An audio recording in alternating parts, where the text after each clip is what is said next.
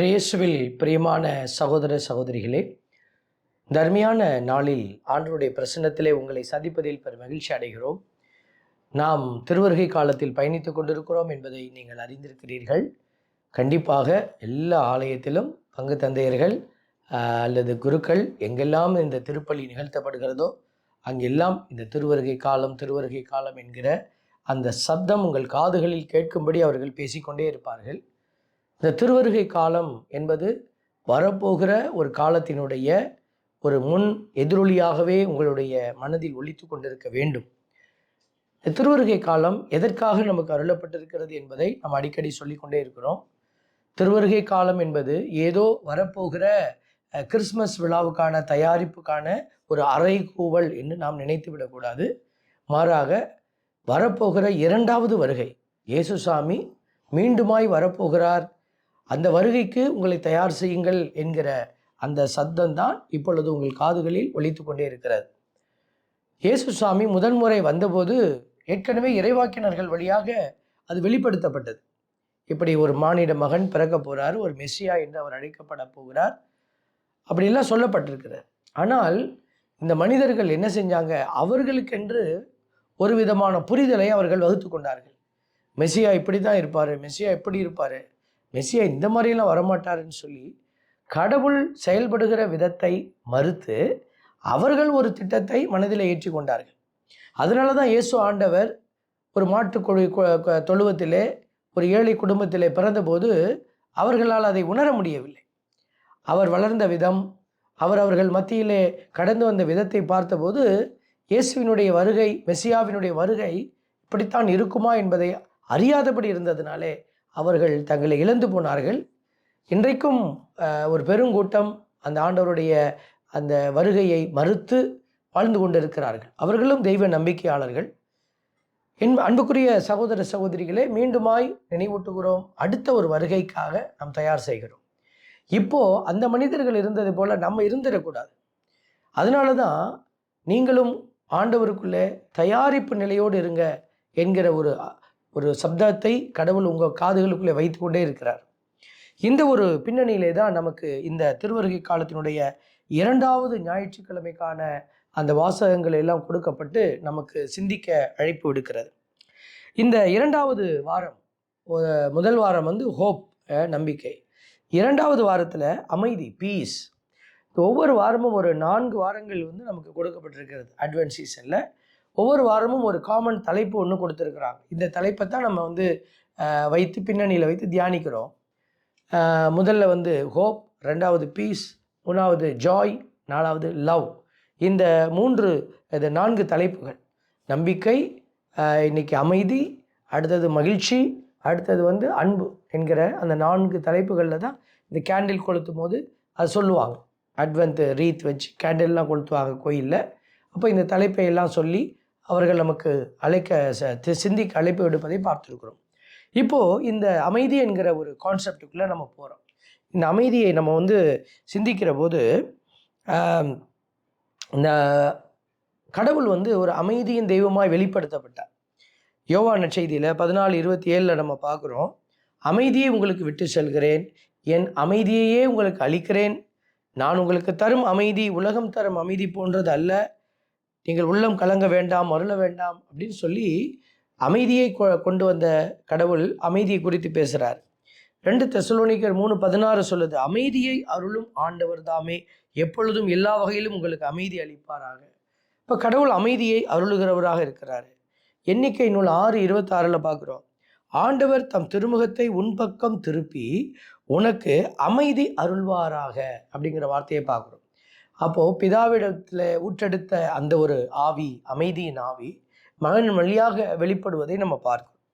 இந்த அமைதி என்கிற அந்த சொல்லாடலை நம்ம பார்க்கிற பொழுது நமக்கு தெரியும், அமைதின்னா சத்தம் இல்லாமல் அல்லது ஒரு துன்பம் இல்லாமல் ஒரு நிறைவான ஒரு வாழ்க்கை, இதுதான் அமைதி. சில பேர் கேட்கும்போது சொல்லுவாங்க, எப்படி இருக்கிறீங்க, வாழ்க்கை நிம்மதியாக போகுதுங்க, அமைதியாக இருக்குது, எல்லாம் நிறைவாக இருக்குதுன்னு சொல்லுவாங்க. இந்த அமைதிங்கிற வார்த்தையினுடைய ஆழம் ரொம்ப பெருசு. அமைதினா வெறும் மியர் சைலன்ஸ் ஃப்ரம் த சவுண்ட், சத்தமில்லாத ஒரு அமைதி, அதுதான் அமைதி அல்ல. அமைதிங்கிறது ரொம்ப ஒரு ஆழமான ஒரு கான்செப்ட். ஸோ இந்த அமைதியினுடைய ஆழத்துக்குள்ளே நம்ம போகிற போது இந்த அமைதி அமைதி என்று சொல்லுகிற அந்த சொல்லாடல் தானாக அது வந்து விடாது. இந்த அமைதின்னு சொல்லும் போது அது தானாக வந்துடாது. நம்ம அமைதியாக இருந்தோம்னா வந்துடாது. இந்த அமைதி, இந்த விவிலியம் சொல்லுகிற அமைதிங்கிற வார்த்தை, அதை உணர வேண்டும். அதை உணர்ந்து நம்ம என்ன செய்யணுமோ அதை செய்யணும். இது நம்முடைய கடமை. அதுக்கு தான் இந்த வாரம் நமக்கு அமைதியின் வாரமாக அருளப்பட்டிருக்கிறார். கொலோசியர் 1:20 நம்ம பார்க்குறோம். இயேசு சாமி எப்படி இந்த அமைதியை கொண்டு வந்தார். அவரும் ஒரு ஓரமாக மூலையில் போய் சத்தம் போடாமல் உட்காந்துக்கிட்டு நான் அமைதியை கொண்டு வரவே வந்தேன், நான் அமைதியாக இருக்கிறேன் அப்படி சொல்லிட்டு போகல. இன்றைக்கி நிறைய பேர் என்ன செய்கிறோம், ஆலயங்கள் எல்லாம் அல்லது நம்ம பணி செய்கிற இடத்துல, ஒரு அரசாங்க தளத்தில், நீங்கள் எந்த இடத்துல இருந்தாலும் சரி, நமக்கு ஏன் வம்பு, நம்ம அமைதியாக போயிடுவோம், நம்ம அமைதியாக இருப்போம். பாருங்கள், இட் இஸ் அ ஒர்க்கிங் கான்ட்ரரின்னு நம்ம சொல்லுவோம். நீங்கள் எதிரணியிலேருந்து செயலாற்றுறீங்க. அமைதியாக இருக்கிறவங்களாம் நல்லவங்கன்னு நம்ம நினைக்கிறோம். இல்லை, அமைதி என்பது, ஆண்டவர் கொடுக்குற அமைதி என்பது அது அல்ல. எது நீதியோ அதை செய்வது தான் இந்த அமைதியினுடைய வேலை. ஒரு காயினுக்கு 2 பக்கங்கள் இருக்கிறது. அதே மாதிரி இந்த கடவுளுடைய இந்த கான்செப்ட் அமைதியும் நீதியும் இணைந்து இருக்கிற ஒரு காயின், ஒரு காயினுடைய 2 பக்கங்களை போல. அதனால தான் நீங்கள் அதில் எதை எடுத்தீங்கனாலும் இன்னொன்று இல்லாமல் போய்டும், செயலிழந்து போய்டும், மதிப்பு இருக்காது. இன்றைக்கி நிறைய பேர் என்ன செய்கிறாங்க, ஆலயத்துக்கு வரும்போது கூட சில அநாகரிகங்களை பார்க்குறாங்க, சில அநீதிகளை பார்க்குறாங்க.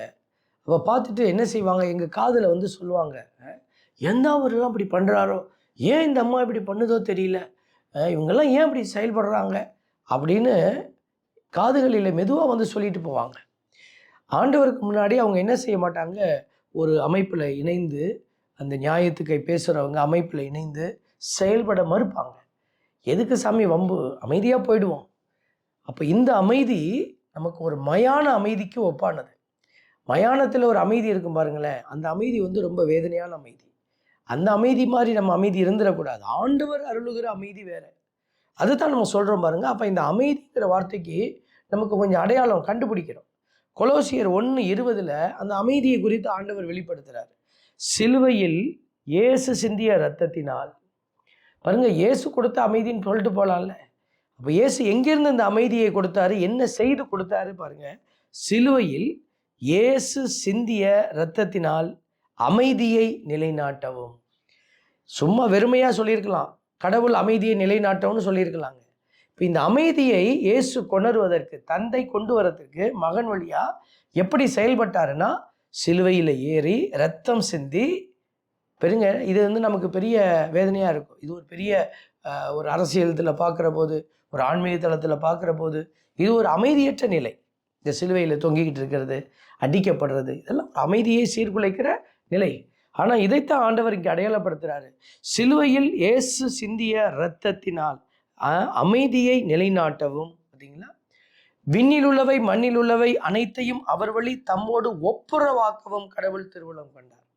அப்போது அமைதியை கொண்டு வரத்துக்கு இயேசுசாமி எடுத்துக்கொண்ட ஒரு அருமையான கருவி சிலுவை, அருமையான வழி சிலுவை சாவு, அருமையான வழி தந்தைக்கு கீழ்ப்படிந்த ரத்தம் சிந்துதல். இப்போது இந்த புரிதலை நீங்கள் மனசுக்குள்ளே வச்சுக்கொள்ளணும். இனிமேல் நீங்கள் நான் அமைதியாக இருக்கிறேன், நான் அமைதியாக இருந்தால் அது ஆசீர்வாதம்னு நினச்சிங்கன்னா அது உங்களுடைய அறிவீனத்தை வெளிப்படுத்துவது. நான் அமைதியாக உட்காந்துட்டு அமைதியாக போகிறேன், எது நடந்தாலும் என் கண்ணை மூடிக்கொள்வேன் அப்படின்னு சொன்னால் அது இந்த இயேசுவினுடைய அமைதியோடு இணைந்து போகாத ஒரு அமைதி. சிலுவையில் இயேசு ஒரு போராட்டத்தை நிகழ்த்திட்டு போயிருக்காரு. அவர் எனக்கு என்னப்பா, எவன் பாவம் பண்ணா என்னன்னு போயிருந்தா அவர் சொல்கிற அமைதி இன்னைக்கு உலகம் பேசியிருக்காது. இன்றைக்கி நாம் நம்மளுடைய அமைதியை யாரோடு ஒப்பீடு செய்து பார்க்குறோம், இயேசுவோட. இப்போ இயேசு கொணர வந்த அமைதியினுடைய அந்த வழித்தடங்கள் பாருங்கள், சிலுவை, இரத்தம், வேதனை, வலி, இதிலிருந்து ஊற்றெடுப்பது தான் இந்த அமைதியினுடைய அடையாளம். அப்போது ஆண்டவருடைய இந்த வார்த்தையோடைய ஆழத்திலிருந்து இதை புரிந்து கொண்டு நம்ம என்ன செய்கிறோம், இந்த வாசகத்துக்குள்ளே நம்ம கடந்து செல்கிறோம். இதில் பார்த்திங்கன்னா முதல் வாசகத்தில் நமக்கு ஆண்டவர் கொடுக்குறாரு, நிறைய செய்தியை கொடுக்குறாரு. பாரூக் நூலிலிருந்து 5வது அதிகாரத்திலிருந்து இந்த வாசகம் கொடுக்கப்பட்டிருக்கிறது. ஆண்டவர் சொல்கிறாரு, நிறைய விஷயத்தை சொல்கிறார். எருசலேமே, உன் துன்ப துயரத்தின் ஆடைகளை களைந்துவிடு, கடவுள் உனக்கு அருளும் ஆட்சியின் பேரழகை என்றும் ஆடையாக அணிந்து கொள். ஆண்டவர் எவ்வளோ வார்த்தைகள் எல்லாம் பெருமையாக சொல்கிறார். நீ உன் துன்பத்தை களைந்து விடு, அவர் ஆடையை நீ என்னது மாட்சியின் பேரழகை என்றும் ஆடையாக அணிந்து கொள். வார்த்தைகள் எல்லாம் நம்ம பார்க்குறோம். கடவுளிடமிருந்து வரும் நீதியை ஆடையாய் புனைந்து கொள். இப்போ தான் சொன்ன பார்த்தீங்களா, அமைதியும் நீதியும் இணைஞ்சு போகிறது. அந்த நீதியை நீ ஆடையாய் புனைந்து கொள். என்றும் உள்ளவரின் மாட்சியை மணிமுடியாக உன் தலைமீது சூடிக்கொள். இதெல்லாம் சொல்கிறார் பாருங்களேன். கடவுள் வானத்தின் கீழ் உள்ள எல்லா நாடுகளுக்கும் உன் பேரொழியை காட்டுவார். கடவுள் இதெல்லாம் சொல்லி என்ன சொல்கிறாருன்னு பார்த்தீங்கன்னா, நம்ம எல்லாம் அழைக்கிறார். இந்த வார்த்தையை நம்ம பார்க்குறோம். ஆண்டவர் என்ன செய்வாராம், தன் அந்த நாட்டை விட்டு விலகி சென்ற பிள்ளைகளை எல்லாம் கூட்டி வருவார். இது ஒரு அடையாள சொல்லாடல். மக்கள் சிதறி போவது, அந்த மக்களை வைத்து இன்னைக்கு மனுக்குலத்திற்கு ஒரு பெரிய அடையாளத்தை கொடுத்துருக்கிறார். பழைய ஏற்பாட்டில் நம்ம பார்த்த எல்லா கான்செப்டுமே நமக்கு கொடுக்கப்பட்டிருக்கிற அடையாளம், பின்னாளில் வரப்போகிற அடையாளங்கள். ஆபிரகாமை கூட்டிகிட்டு போய் மகனை பலி கொடுப்பான்னு சொன்னப்போ ஆபிரகாமுக்கு தெரியாது ஏன் கடவுள் இப்படி செயல்படுறாருன்னு. ஆனால் பின்னாடி வந்தவங்களுக்கு எல்லாம் புரிஞ்சுது, இது உடன்படிக்கையினுடைய திட்டம். மகனை இவர் கல்வாரி மலையில் அடிக்க போகிறாரு, அதனுடைய முன் அடையாளத்தை வெளிப்படுத்தி இருக்கிறார் ஆபிரகாம் வழியாக அப்படிங்கிறதெல்லாம் நம்ம பின்னாடி புரிஞ்சுக்கிறோம். இப்படி நீங்கள் விவிலியத்தில் பைபிளில் பழைய ஏற்பாட்டை எடுத்து ஒன்றையும் ரவுண்டு பண்ணி பார்த்தீங்கன்னா அது எல்லாமே வெளிப்படுத்தப்பட்ட விஷயங்கள். இப்பையும் கூட கடவுள் என்ன செய்கிறாரு, பைபிளை வாசிக்கிற போது நிறைய விஷயத்த வரப்போகிற விஷயத்துக்காக வெளிப்படுத்திக்கிட்டே இருக்கிறார். அன்றைக்கி நிறைய பேருக்கு புரியாதது போல் இன்றைக்கி நிறைய பேருக்கு எதுவுமே புரியல. எல்லாருமே நம்ம என்ன செய்கிறோம், ஏதோ கோயிலுக்கு போகிறோம், பூசை பார்க்குறோம், வந்துடுறோம், ஏதோ வழிபாடு நன்மை வாங்கிட்டேப்பா, டெய்லி போய் நான் பூசைக்கு போய் நன்மை வாங்கணும் ஃபாதர், வாங்கிட்டா எனக்கு திருப்தி. இது உங்களுக்கு திருப்தி, கடவுளுக்கு திருப்தியா? யோசித்து பார்க்கணும் பிள்ளைகளே. இன்றைக்கி இந்த ஆத்ம திருப்திங்கிற அந்த ஒரு கான்செப்டுக்குள்ளேருந்து நீங்கள் வெளியில் வரணும். ஆண்டவருக்கு ஜெருசலேம் ஆலயத்துக்கு போய் நல்லா பயபக்தியாக சாமி கும்பிட்டுட்டு அப்படியே நிம்மதியாக வர்றது தான் அவருடைய நிம்மதியாக இருந்திருந்தால் இன்றைக்கி நம்ம இயேசுவை பற்றி பேச முடியாது, தந்தையினுடைய அந்த மீட்பு திட்டத்தை பற்றி பேச முடியாது. அதனால தான் சொல்கிறோம், உங்களை இந்த சமூகம் மீண்டும் பேசணும் அப்படின்னா நீங்கள் ஒளிந்து கொண்டிருக்கிற ஒரு அமைதிக்குள்ளிருந்து, ஒரு மயான அமைதியிலிருந்து வெளியில் வரணும். அதுக்கு தான் ஆண்டவர் நம்மை அழைக்கிறார். இஸ்ரேல் மக்களை கூட்டி சேர்த்தார்னா என்ன அர்த்தம்? இன்னைக்கு அவர் பிள்ளைகளை, அவருக்கென்று வாழ்ந்து கொண்டிருக்கிற பிள்ளைகளை கூட்டி சேர்க்க ஆண்டவர் விரும்புகிறார். பிசாசும் இந்த வேலையை செய்துக்கிட்டே இருக்கிறான். அவனுடைய இனத்தை கூட்டி சேர்க்கிறான். அவனுடைய ராஜாங்கத்தை, அரசை உருவாக்க விரும்புகிற பிள்ளைகளை அவன் கூட்டி சேர்க்கிறான். இப்போ ஆண்டவருக்கென்று இருக்கிற பிள்ளைகள் அமைதியாக ஓரமாய் உட்கார்ந்து கொண்டு இருப்பது அல்ல, ஜெபித்து காத்திருப்பது, செயல்பட்டு காத்திருப்பது. ரெண்டு காத்திருப்பினுடைய ரெண்டு அடையாளத்தையும் நம்ம புரிந்து கொள்ள வேண்டும். ஜெபமும் செயலும் இணைந்து இருக்கணும். சில பேர் ஜெபமே பண்ணிட்டு இருப்பாங்க, செயல்பட மறுப்பாங்க, அதுவும் இன்வாலிடு. செயல்படுவாங்க சில பேர், சமூக விடுதலை எல்லாம் போராடுவாங்க, ஆனால் அவங்க ஜெபிக்க மாட்டாங்க, கடவுள் மீது நம்பிக்கை இருக்காது, அவர்களும் தோற்று போவார்கள். அதனால தான் சொல்கிறோம், ஜெபமும் செயலும் இணைந்து செல்கிற ஒரு பயணம். அதனால தான் ஆண்டவர் சொல்கிறார் பாருங்களேன், மக்கள் தூயவரின் சொல்லால் ஒன்று சேர்க்கப்பட்டு. அப்படின்னா என்ன? God will bring everybody together. அடுத்ததாக நம்ம கடைசியில் அந்த வார்த்தையை பாருங்கள். இஸ்ரேலை ஆண்டவர் என்ன செய்வார்? இரக்கத்தோடும் நீதியோடும் இஸ்ரேலை அழைத்து வருவார். அந்த வார்த்தையில் தான் அந்த வாசகம் முடிவு அடையுது. இஸ்ரேலை அழைத்து வருவார். திரும்பி வா. இந்த தவக்காலம் வந்தவருமே நமக்கு ஒரு சொல்லாடல் அங்கே நிறைய பயன்படுத்தப்படும். கம் பேக் டு மீ, திரும்பி வான்னு. இப்போ இந்த இடத்துல ஆண்டவர் பாருங்கள், ஒன்று சேர்க்க போகிறார், கூட்டி சேர்ப்பார், இஸ்ரேலை அழைத்து வருவார் அப்படிங்கிற வார்த்தையெல்லாம் நம்ம பார்க்குற போது கடவுள் எதற்காக நம்மளை அழைக்கிறாரு? அழைத்து வர்றது எதற்காக? ஏதோ ஒரு நாட்டுக்குள்ளே போய் நீங்கள் சந்தோஷமாக வாழ்ந்துக்கிட்டு போ அப்படிங்கிறதுக்காகவா? இல்லை. ஆண்டவருடைய இந்த அடையாளங்கள் பாருங்கள், செயல்பாடுகளை மையப்படுத்தி நமக்கு கொடுக்கப்பட்டிருக்கு. முதல் வாசகத்திலேயே பாருங்களேன், அவர்கள் எப்படி அழைத்து வரப்படுவார்கள்? கடவுள் அவர்களை உன்னிடம் திரும்ப அழைத்து வரும் பொழுது அரியணையில் வீற்றிருக்கும் மன்னர் போல உயர்மிகு மாட்சியுடன் அழைத்து வரப்படுவார்கள். இவ்வளோ பெருமைக்குரிய ஒரு அடையாளமாக சொல்கிறாரு. கடவுளின் மாட்சியில் இஸ்ரேல் பாதுகாப்புடன் நடந்து வரும் பொருட்டு உயர் மலைகள் என்றென்றும் உள்ள குன்றுகள் எல்லாம் தாழவும், பள்ளத்தாக்குகள் நிரம்பவும், இவ்வாறு நிலம் முழுவதும் சமமாகவும் கடவுள் கட்டளையிட்டுள்ளார். எல்லா வேலையும் நடக்கும். மேலும் காடுகளும் நறுமணம் வீசும் மரங்கள் அனைத்தும் கடவுளின் கட்டளையால் இஸ்ரேலுக்கு நிழல் கொடுத்தன. சரிங்களா? அப்போ இந்த இஸ்ரேல் கடவுளால் உயர்த்தப்படுகிற போது மற்ற எல்லாமே அந்த மக்களுக்காக செயலாற்றுவதை பார்க்கிறோம். இப்போ கடவுள் இதிலிருந்து தான் நமக்கு ஒரு அடிக்கோடிட்டு காட்டுறாரு. கடவுள் எழுப்ப போகிற அந்த இஸ்ரேல் என்கிற ஒரு தேசம், நம்ம பார்க்குறது இந்த போர் நடக்கிற இஸ்ரேலை பற்றி பேசலை. நம்ம அந்த கான்செப்டில் போகல. ஆண்டவர் கொடுக்குற அந்த வார்த்தை இஸ்ரேல் என்பது வரப்போகிற ஒரு புதிய அரசுக்கான, புதிய ஒரு வாழ்க்கை முறைக்கான ஒரு தளம். அது மோட்சத்தில் எல்லாருமே போய் நின்று கொண்டு இருக்கிறாங்க. எல்லாருமே மோட்சத்துக்கு போனவங்களாம் வெயிட் பண்ணிக்கிட்டு இருக்கிறாங்க. உங்களுக்கும் எனக்கும் நம்மலாம் போவோம், அடுத்து நம்ம போய் வெயிட் பண்ணுவோம், நமக்கு பின்னாடி இருக்கிறோம். இதே மாதிரி எப்போ இது வரைக்கும் போவோம்? கடவுள் மீண்டும் 2வது வருகை, அந்த உலகத்தினுடைய முடிவு பரியந்தத்தின் வரைக்கும் நடக்கும். அப்புறம் இறந்தவங்க போனவங்க வந்தவங்க எல்லாரும் எழும்பி ஆண்டவர் நீதி தீர்ப்பளித்து அதில் வெற்றி பெறுகிறவர்கள், தோல்வி அடைகிறவர்கள். தோல்வி அடைகிறவர்களுக்கு என்றென்றைக்கும் உள்ள நரகம். அதுக்கப்புறம் அந்த ஆத்மாவுக்கு அழிவே கிடையாது. அந்த ஆத்மா முழுவதுமாக தீமைக்குள்ளே போய் அது கட்டப்பட்டு அது முடிவடையும். அதே போல் வெற்றி பெற்ற பிள்ளைகளுக்கு கடவுள் கொடுக்க போகிற ஒரு காரியம் என்ன அப்படின்னா, அதுதான் புதிய விண்ணகம், புதிய மன்னகம், புதிய இஸ்ரேல். அதைத்தான் அந்த இஸ்ரேலுங்கிற வார்த்தையில் ஆண்டவர் அடையாளப்படுத்துகிறார். ஆகவே தான் நீங்கள் இஸ்ரேல் இனமாக மாறணும்னு ஆண்டவர் சொல்கிறார். அப்படின்னா என்ன அர்த்தம்? இஸ்ரேல்னா இஸ்ரேல் ஒரு நேட்டிவ் மனுஷனாக மாறணுமா? என்ன அப்படி இல்லை. ஆண்டவர் கொடுக்குற அந்த வார்த்தையின் அடையாளம், கடவுளின் திட்டத்திற்கேற்ப செயல்படுகிற பிள்ளைகளாக நீ மாறினா நீ தான் இஸ்ரேல். இஸ்ரேல்னு ஒரு சொல்லும்போது இந்தியாவில் இருக்கிறவங்க கேட்கக்கூடாது, எனக்கு இந்தியாவில் இருக்கிற எனக்கு ஏன் இஸ்ரேலுங்கிற என்று சொல்லி ஒரு சில பேர் இந்த இடத்துல கேட்டிருக்கிறார்கள். அப்போது இஸ்ரேல் என்பது கடவுள் அவருடைய பெயரால் செயல்படுகிற பிள்ளைகளை தன் பிள்ளைகள் என்று அழைக்கிறார். அதுதான் இஸ்ரேல். அந்த இஸ்ரேலின் மக்களாக அப்படின்னு சொல்லுகிற போது ஒரு அரசு சார்ந்த, ஒரு இடம் சார்ந்த அந்த எண்ணத்திற்குள்ளே நம்ம போகாமல், கடவுள் சார்ந்த, கடவுள் வாக்களிக்க போகிற புதிய எருசலேமின் பிள்ளைகள். அந்த எருசலேம் என்கிறது விண்ணக எருசலேமை அடையாளப்படுத்துகிற. அப்போது இந்த இடத்துல நம்ம பார்க்குறோம், செயல்பாடுகள் வலியுறுத்தப்படுவதை பார்க்குறோம். இந்த நற்செய்தியில் நம்ம பார்க்குற போது மனம் மாறி யோவான் திருமுழுக்கு கொடுக்குறாரு. அவர் சொல்கிறார் பாருங்க, அவங்க பாவ மன்னிப்பு அடைய மனம் மாறி திருமுழுக்கு பெறுங்கள். அப்போ மனம் மாறுதல். இப்போ நம்மளாம் திருமுழுக்கு வாங்கிட்டோம், மனம் மாறிட்டோமா? இன்னைக்கும் மனம் மாறுங்கிற அழைப்பு நமக்கு கொடுக்கப்பட்டுட்டே இருக்கு. திருமுழுக்கு பெற்ற பிள்ளைகளாய் மனம் மாறி நடங்க. நம்ம திருமுழுக்கு வாங்கிட்டோம், ஆனாலும் மனம் மாற மறுத்து கொண்டிருக்கிறோம். இந்த மனம் மாறுதல் என்பது என்ன?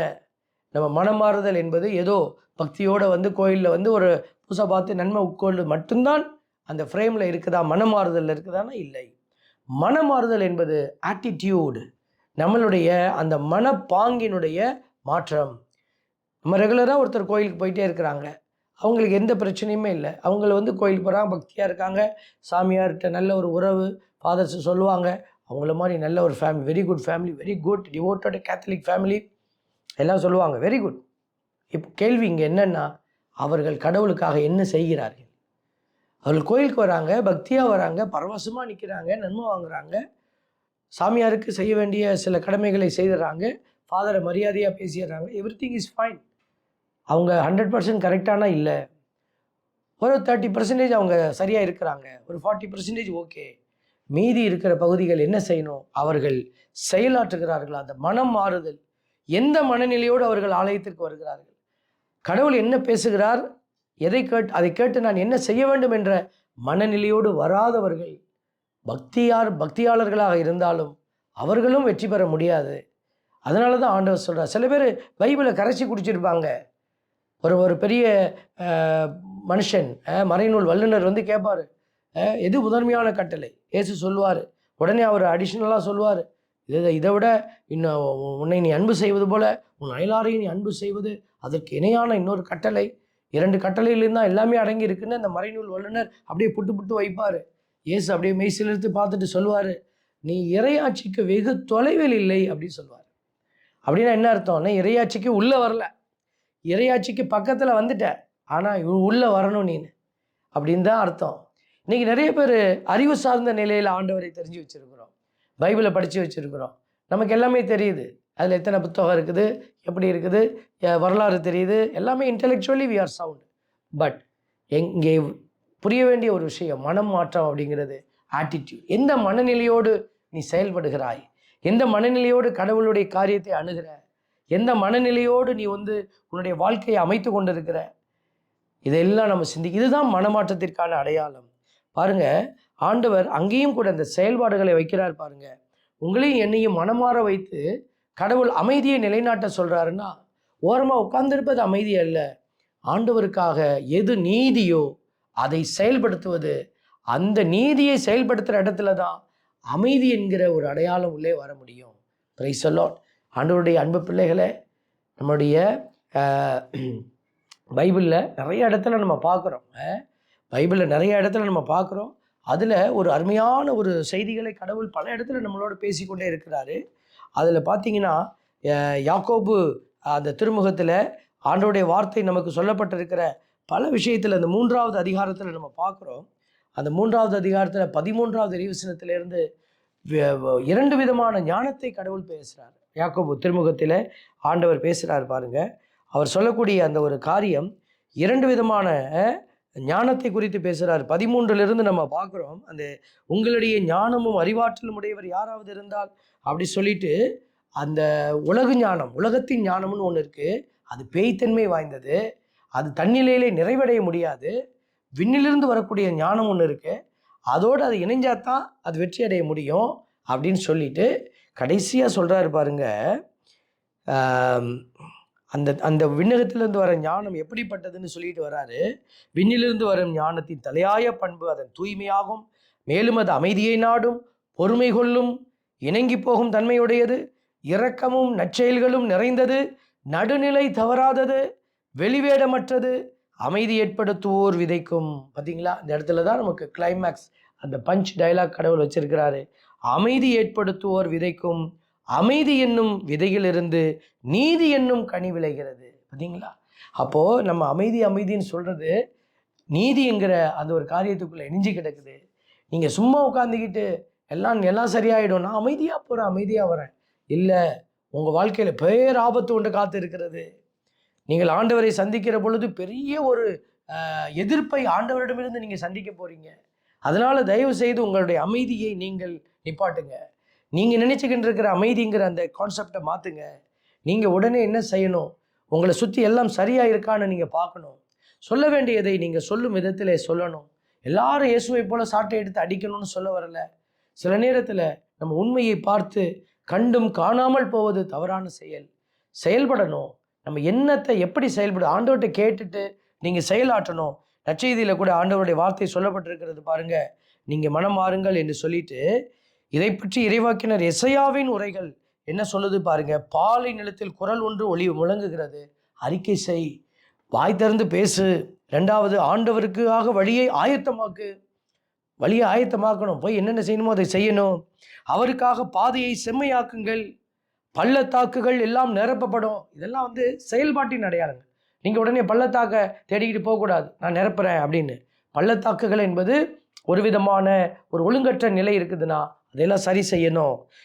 குன்றுகள் யாவும் தாழ்த்தப்படும், கோணலானவை நேராக்கப்படும், கரடு முரடானவை சமதளமாக்கப்படும், மனிதர் அனைவரும் கடவுளின் அருள் மீட்பை கண்டுகொள்வார். பாருங்க, அப்போ மனிதர் எல்லோருமே கடவுள் அருளுகிற அந்த மீட்பை கண்டுகொள்ளணும்னா நீங்களும் நானும் நம்ம நினைக்கிற அமைதியில் உட்கார்ந்துட்டு இருக்கக்கூடாது. ஆண்டவர் சொல்லுகிற செயல்படுகிற அமைதியில் இருக்கணும். இன்னைக்கு எனக்கு ஏன் இந்த பணி, நான் இந்த அறிவிப்பு பணியை எடுத்து செய்ய வேண்டுமா? நிறைய ஃபாதர்ஸ் இதை செய்துட்டு இருக்கிறாங்க. நிறைய பேர் சமூக பணியில் ஈடுபடுறாங்க. நிறைய பேர் போராட்ட களத்தில் நிற்கிறாங்க. நிறைய பேர் மனிதர்களுக்கு அந்த இறைவார்த்தையினுடைய ஆழத்தை கொடுக்கணுன்னு நிறைய பிப்ளிக்கல் ஸ்காலர்ஸு படித்து நிறைய விஷயத்த மக்கள் கொடுக்குறாங்க. இப்படி ஒருபுறம் செயல்படுகிற குருக்கள், கன்னியர்கள், அழைக்கப்பட்டவங்க இருக்கிறாங்க. ஒருபுறம் செயல்படாமல், எனக்கு ஒன்றும் இல்லைப்பா, எனக்கு ஒரு பூசை வச்சா போதும், ஒரு பூசையை வச்சுட்டு நான் எதை செய்யணுமோ செஞ்சுட்டு நான் போயிட்டே இருப்பேன். பாருங்கள், இப்படியும் மனிதர்கள் இருக்கிறாங்க, குருக்கள் இருக்கிறாங்க, கன்னியர்கள் இருக்கிறாங்க. கன்னியர்களில் இன்றைக்கி நிறைய பேர் பள்ளிக்கூடத்தில் வேலை செய்ய இதுதான் என்னுடைய வேலைன்னு நினைக்கிறாங்க. இவாஞ்சலைசேஷன், நற்செய்தி பணி, கடவுள் கொடுத்த அந்த அழைப்பை நிறைய பேர் உணராமல் ஏதோ பள்ளி பணியில் உட்காந்துக்கிட்டு நம்ம பள்ளிக்கூடம் நடத்த வந்திருக்கிறோம், நம்ம இந்த ஒரு காரியத்தை செய்ய வந்திருக்கிறோம் என்று சொல்லி ஒரு சிறிய வட்டத்துக்குள்ளே அமர்வது கூட கேள்விக்கு உட்படுத்தக்கூடியதாக இருக்கிறது. நீங்களும் கூட வீட்டுகளுக்குள்ளே உட்கார்ந்து கொண்டு இந்த குடும்பத்தை பார்த்தா போதும் அப்படின்னு நினைக்கிற நினைப்பு கண்டிப்பாக அதில் ஆரம்பிக்கணும். உங்களுடைய அன்பு உறவுகள் கடந்து செல்லணும். சிந்தித்து பாருங்க. ஆண்டவர் சொல்றாரு பாருங்க, எரேமியா 8வது அதிகாரத்தில் ஆண்டவருடைய ஏக்கம் வெளிப்படுவதை நம்ம பார்க்கணும். ஏக்கம் வெளிப்படுது பாருங்க. ஆண்டவர் சொல்றாரு, நீ அவர்களுக்கு சொல்ல வேண்டியது, விழுந்தவன் எழுவதில்லையா, பிரிந்து சென்றவன் திரும்பி வருவதில்லையா? நீ விழுந்துட்டா பரவாயில்ல, நீ இது வரைக்கும் பிரிஞ்சு போயிட்ட, தவறான வழியில் போயிட்ட, இப்போ உனக்கு புரியுது இதுதான் சரின்னு, ஓடி வா, மீண்டும் எழுந்து நில், ஒன்றும் கவலைப்படாத. ஆண்டவர் சொல்கிறாரு. ஆண்டவர் லேட் இஸ் பெட்டர் தென் நெவர்னு சொல்லுவாங்க. செய்யாமலே இருப்பதுக்கு நீ லேட்டாவது வந்து செய். அதுதான் ஆண்டவருடைய அழைப்பு. ஏன் இந்த எருசலேமின் மக்கள் என்றென்றைக்கும் என்னை விட்டு விலகி பொய்யை பற்றி கொண்டு நிற்கிறார்கள்? ஏன் திரும்பி வர மறுக்கின்றார்கள்? சரிங்களா? ஆண்டவர் கேட்கிறார், ஏன் திரும்பி வர மறுக்கிறார்கள்? நான் செவி சாய்த்தேன், உற்று கேட்டேன், அவர்கள் சரியானதை சொல்லவில்லை. கடவுள் சும்மா பழிபாவத்தை வைக்கல பாருங்க, எவ்வளவு அர்த்தமுள்ள வார்த்தைகளை பயன்படுத்துகிறாரு. நான் செவி சாய்த்தேன், உற்று கேட்டேன், அவர்கள் சரியானதை சொல்லவில்லை. நான் என்ன செய்துவிட்டேன் என்று கூறுகிறார்களே அன்றி எவருமே தம் தீச்செயலுக்காக வருந்தவில்லை. போர்க்களத்தில் பாய்ந்தோடும் குதிரை போல யாவருமே தம் வழியில் விரைகின்றார்கள்.